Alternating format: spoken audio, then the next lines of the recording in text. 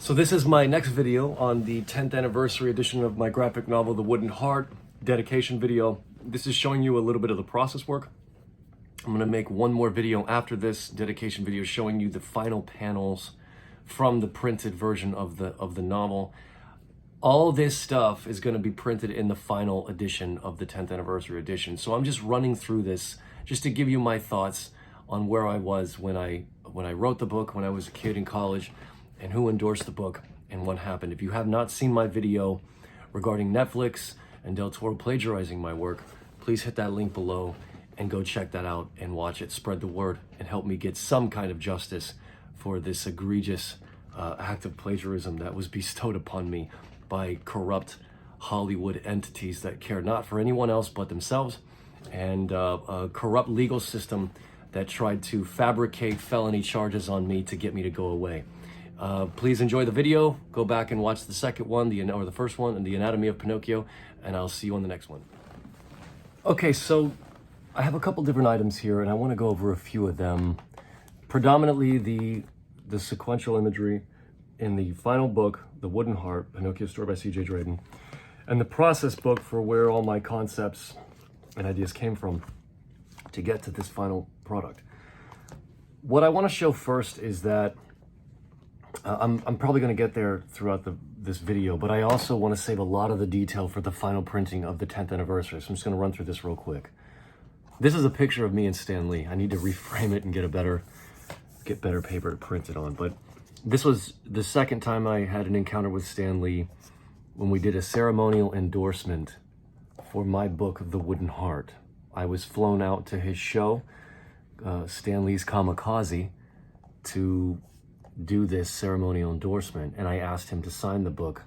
He endorsed the book in 2012 when I first met him, and this was the copy of the book that he signed for me. Its signature is still fresh in there. It's a little faded, but the reason why this is so important to me, this was the first graphic novel I ever had written in 2000, started in 2006, wrote it in 2007. I was 21 years old. I was still in college. And I was told by just about everybody I knew that I would never be an artist, that my work was kind of a joke. My college instructors kind of abandoned me because I just didn't want to do things the normal way, and I was struggling to understand a lot of the different things that they wanted me to do and learn, and I just didn't understand why I had to do it and didn't care. I really had my own vision for things. So when I got out of school and started doing shows, Comic-Cons, selling out of work, I was wildly confused, and I still didn't understand what to do. But by the time I was 26, I moved into Philly when I was 25. By the time I was 26, I was going to do one more show and then call it, and then try to figure out my life from there and just call it quits, even though I really enjoyed it. But I was in my mid-20s. I was selling work and making money, but I was brainwashed by all these people above me telling me that this was kind of a joke life, even though I did live my life on my terms and was having a blast being an artist. I was being told by everybody else around me that what I was doing wasn't a legitimate life. And that very weekend, this incredibly beautiful person walked into my life, came up to my booth and said, "I heard about what you were doing. I wanted to see what your work was all about." And I was so starstruck and thrilled that someone 2 generations older than me, out of everybody and all these adults and all my instructors and everybody around me telling me, "You can't do this," someone like Stan Lee came into my life and said, "This is amazing." And it made me rethink how I viewed myself.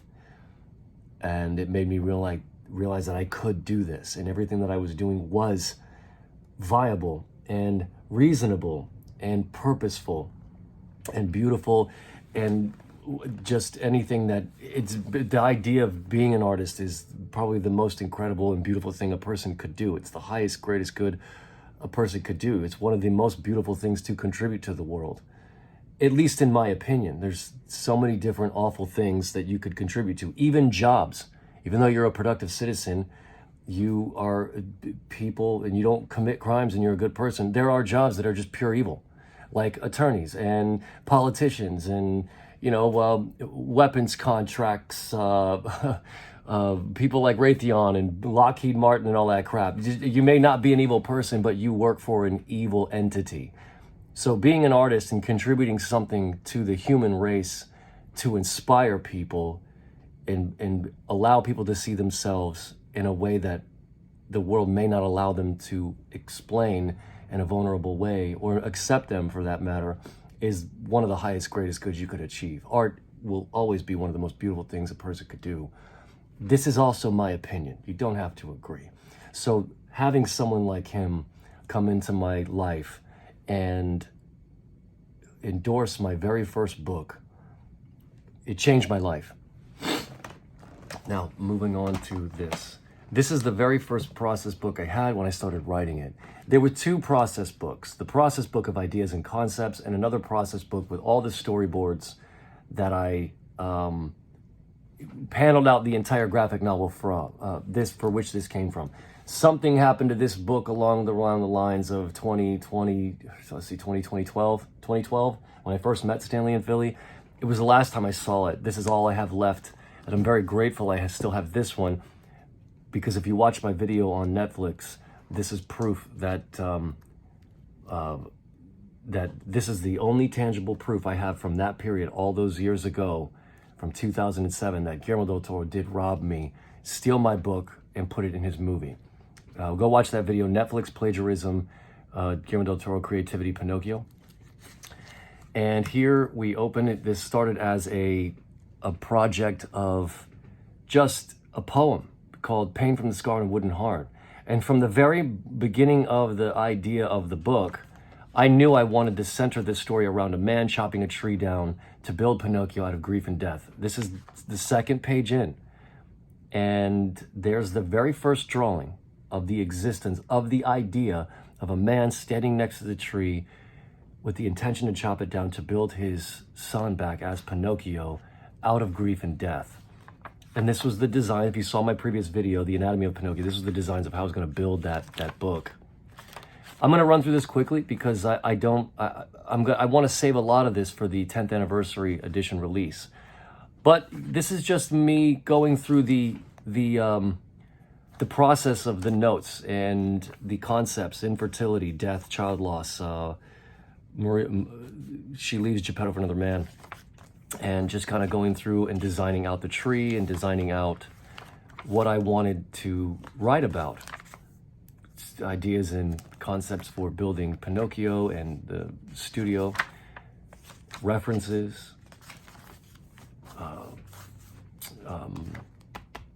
story beat breakdowns, more references, story breakdowns, just drawings. All of this is going to be in the 10th anniversary, clothing designs. The most important thing to know for this video is that I had an entire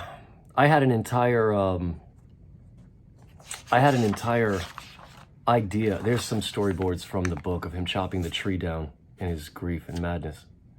I had this idea to create a full-length story out of the Wooden Heart.